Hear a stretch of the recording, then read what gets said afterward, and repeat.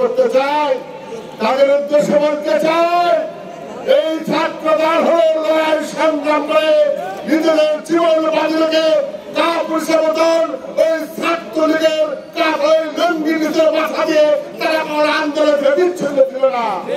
গত 17 বছর আমরা দেখেছি তারেক রহমান নেতৃত্বে গণতন্ত্র পুনরুদ্ধার করার জন্য রাজপথে লড়াই করেছে, গুলি খেয়েছে, হত্যাকাণ্ডের শিকার হয়েছে, জেল খেয়েছে, জুলুম সহ্য করেছে, কিন্তু এই শেখ হাসিনার কাছে আপোষ করে নেয়, মাঠ থেকে পলায়ন করে নেয়, নিজেদের জীবনে ইমানের শক্তি পরীক্ষা দিয়েছে।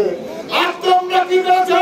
ইমানের কথা বলে, ইসলামের কথা বলে, দোহাই দিয়ে ইসলামের কথা বলে, ইমান ভঙ্গ করে, তোমাদের তৈরি ভঙ্গ করে, নিজের জীবন বাঁচা দিলে ছাত্রলীগের নেতৃত্বে বাঁচাতে জীবন বাঁচিয়েছে। এই ইতিহাস লেখা থাকবে, এই কাপুরুষদের জন্য আগামী বিচারের ব্যবস্থা থাকবে যারা ওই লুঙ্গির তলে মাথা দিয়েছিল। ভাই আমার, আপনাদের মনে রাখতে হবে, এই দল যদি সৃষ্টি করেছেন তার ইতিহাস জানতে হবে। ছাত্র দলের ইতিহাস 1980 সৃষ্টি হওয়ার পরে এই 84 থেকে 90 পর্যন্ত এরশাদ আন্দোলন করে এরশাদকে বাংলাদেশ থেকে হয়েছে। এই হয়ে জাতীয়তাবাদী ছাত্র দল। এই ছাত্র দলের চিত্র 93 থেকে 2001 পর্যন্ত শেখ হাসিনার সরকারকে আন্দোলন উৎখাত করেছে। এই সেই ছাত্র দল। এই ছাত্র দলের চিত্র হল 2009 সাল থেকে 2024 সাল পর্যন্ত ধারাবাহিক আন্দোলন করে এই আগস্টে সর্বোচ্চ ত্যাগ স্বীকার করেছে বাংলাদেশ জাতীয়তাবাদী ছাত্র দল। এই ছাত্র দলের ইতিহাস আজকে মুখে বলতে হবে না। আজকে শহীদদের যদি তালিকা করা হয়, প্রথম কাতারে থাকবে জাতীয়তাবাদী ছাত্র দলের শহীদরা। শহীদের কাতারও প্রথম স্থান অধিকার করেছে।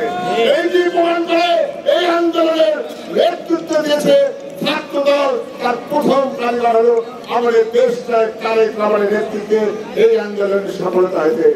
আজকে যদি কেউ এই আন্দোলনে নিজের পকেটে কুক্ষিত করতে চায়, আমাদের দেশকে বিভক্ত করতে চায়, তাদের উদ্দেশ্য বলতে চায়, আপনাদের প্রযুক্তি বহরের এই বাংলাদেশের মানুষ এই বিভাগের পাও ফাঁদবে না।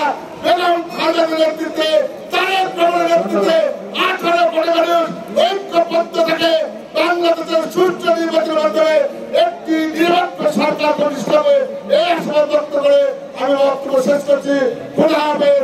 বাংলাদেশ জিন্দাবাদ, শহীদ মরুক, বেগম খালেদা জিন্দাবাদ, তারেক রহমান জিন্দাবাদ, জাতীয়তাবাদী ছাত্র দল জিন্দাবাদ জিন্দাবাদ।